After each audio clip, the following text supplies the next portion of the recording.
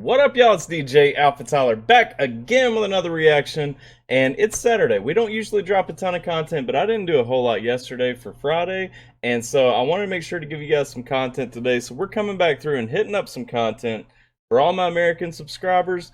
Hopefully you guys are having a safe and fun holiday weekend. Make sure that you guys are taking care, finding a ride, all that.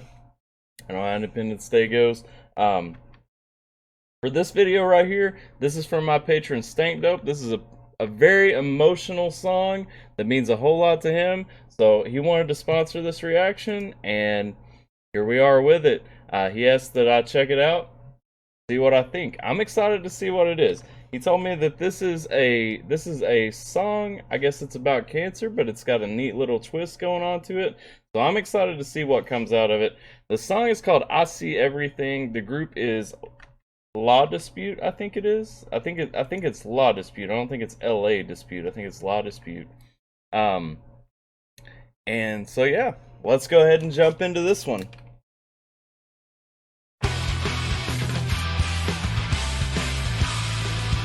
Okay.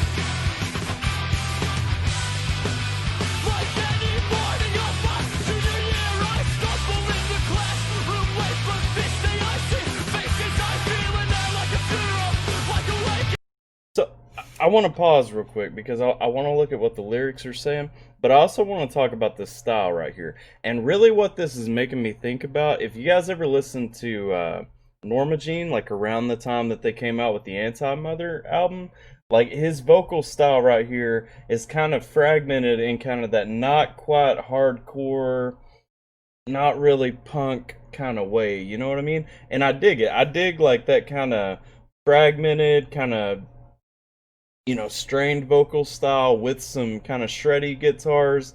I do like it as a change of pace.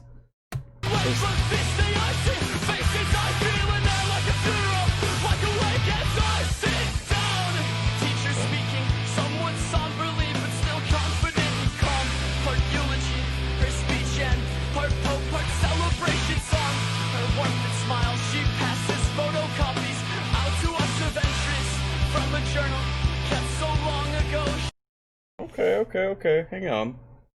So, first of all, I like his vocal timing right there. He changed it up. After that little intro piece, he was kind of doing that shredded and ragged style of vocals that I was talking about a second ago.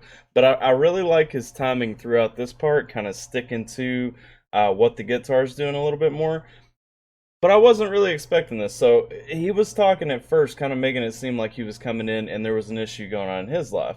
But it looks here like the teacher is the one speaking to the class, and I do like that while she's talking about this stuff, it kind of, well, he, she, I don't know, yeah, she, it mentions she's a she, anyway, it makes a point that she's still confident through it, so she's kind of giving that adult confidence to a room full of students, and that's kind of neat. Like, that kind of speaks to me out of what's being said here, but she is kind of going into celebrating someone's life, honestly, is what it looks like it's getting to. So I'm gonna stop talking. I want to catch these entries.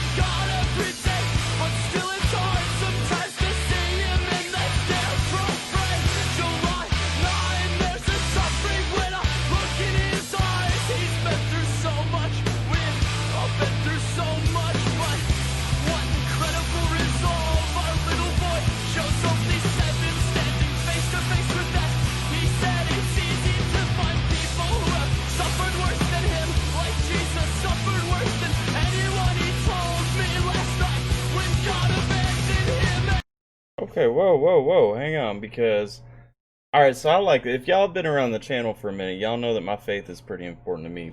And so I do like this, we're going through the journal, and we're really talking about, how like basically this kid is suffering. And I think what, he's only 7, yeah. He's standing face to face with death, and then he throws out, you know, like Jesus suffered worse than anyone. Told me last night when God abandoned him.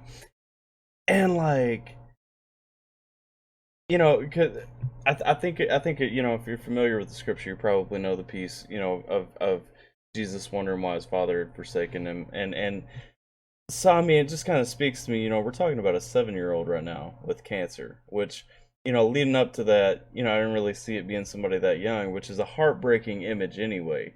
But I mean, we're talking about a 7-year-old with cancer finding that source of strength, you know, in their faith, and that's something a lot of adults struggle to do.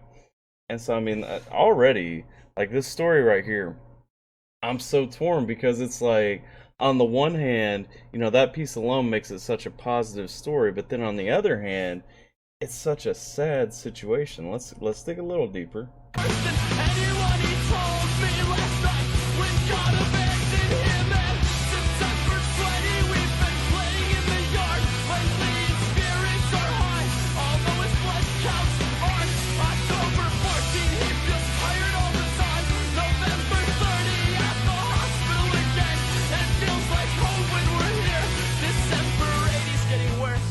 Oh man. Yo. I've literally got chills running up me, but like I'm expecting January 19th to be the date that he passes. But you know, I mean, looking through all that, like the hospital's starting to feel like home. You know, he's getting worse. He's getting worse. You know, it starts off with them playing in the yard, then the hospital starts feeling like home, and it's just getting worse. And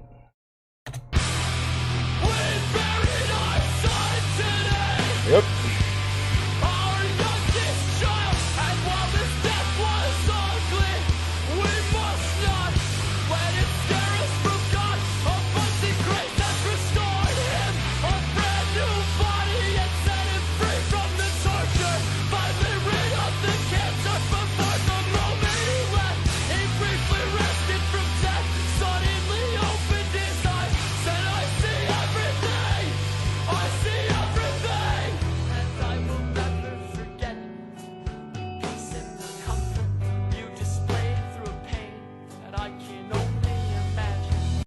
I'm so caught in all these lyrics that I'm not really talking about the transitions, but I mean, you know, you notice they're really playing the instrumentals very well to emphasize kind of the tone of the song, because while everything's been chaotic up until this point, you know, now it's kind of got that tempo change. It's going a little bit softer, it's going kind of a slower pace.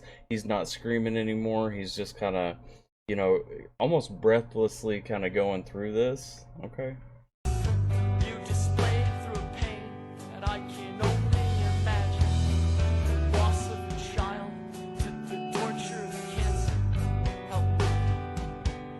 I can only imagine how you recovered, kept your faith, and held the brightness of life inside the smile of a child you had to bear.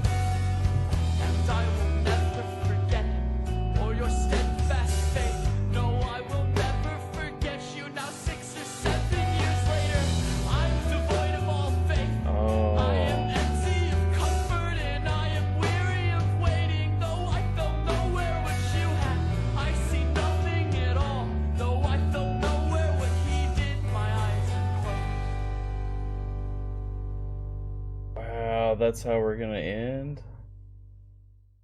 Oh my gosh. Okay, so this is a story of a teacher really teaching a lesson, because if we back up, and I've got the lyrics actually pulled up right here, I see, you know, the kid, or the person, you know, from the first person perspective who's writing the song, is talking about how the junior year they stumbled into the classroom late, but saw faces, you know, filling the air like a funeral. He's talking about the vibe in the classroom, you know, feeling kind of dark and somber.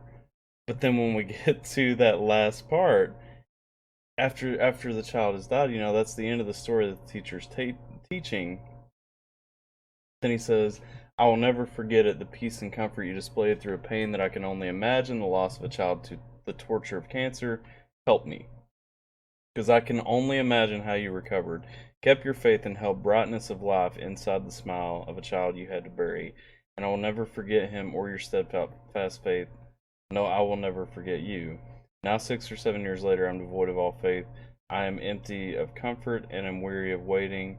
Though I felt nowhere what you have, I see nothing at all. Though it felt nowhere what he did, my eyes are closed. And like what I'm really thinking about here is, this song, it started with the students showing up to class, then moved on through the teacher telling this story from the journal, and now we're at this end part where the story is finished, and it's back to the student kind of talking about what the teacher has just explained.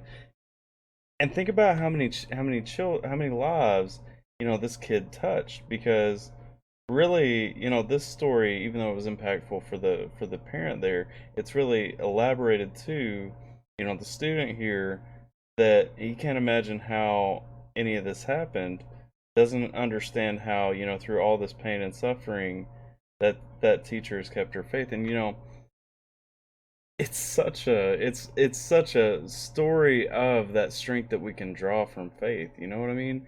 It's such a story of how strong an image in our life the youngest person, the smallest person can be in helping us to really see, understand, and appreciate what we have and what's going on in our world. And so, this one's a powerful track to me, but it's powerful for the lessons that not only we can draw from someone else's testimony, the things that someone else's story can give us to draw strength in our lives, but also how much we gain and how strong the faith of a young child can be. Because we have that about the young child here, and the young child, let's not forget, in this song here, was the one who was telling the parents that Jesus suffered more than he did, and he was calm, he was at peace, and he had that strength. And that's just, I mean, this story is amazing.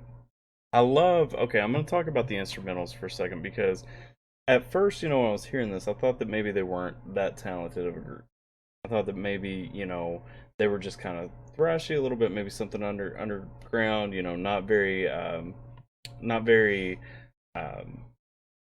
what's the word? Not very well produced. The album wasn't really, leveled and everything like that. I thought that, it kind of had like a rugged feel to it. But actually, as the song progressed, what I realized, they're very good at changing the tone to match the story that's being told. So, at the parts where the story was kind of hitting those more somber moments where you really want to, kind of feel that compassion, the instrumentals really stripped down and got softer, like we talked about during the song, and they kind of bounce back. You know what I mean? And so I really, honestly, I really like this one. The story's fantastic. The instrumental, I mean, when I think about the instrumentals, I think about Norma Jean a lot during the Anti-Mother album, and I think about songs like "Surrender Your Sons," and I think it's kind of in the same vein as that. And I am curious if this group is, one of those post-hardcore, post-punk, kind of heavier Christian bands that are out there, kind of like Norma Jean. And so y'all can let me know that. But that's all I'm really gonna say about this one. I really like the story. The instrumentals, I do like, that raw kind of stripped version of a song where it's not overly produced and overly, just really done in the production process. So y'all let me know what you guys think, though. And do we want to come back to La Dispute? Like, is this something that you guys enjoy? I definitely appreciate, the opportunity to check this one out. I appreciate StankDope suggesting it to me, sponsoring the video and all that. And I'm 100% about this one, though. I love the story. And even though, it's not the most technically amazing song that I've ever heard, it has a story that I can definitely, dig into and invest in, and I like it, and I think it's one that more people need to hear. So y'all let me know what you guys think in the comments. As always, if you enjoy the reaction, make sure you like the video. If you're interested in this content and want to see more, make sure you subscribe to the channel. Thank you guys for hanging out with me for a minute. I hope you guys are staying safe and taking care over this holiday weekend, and I'll catch you guys next time.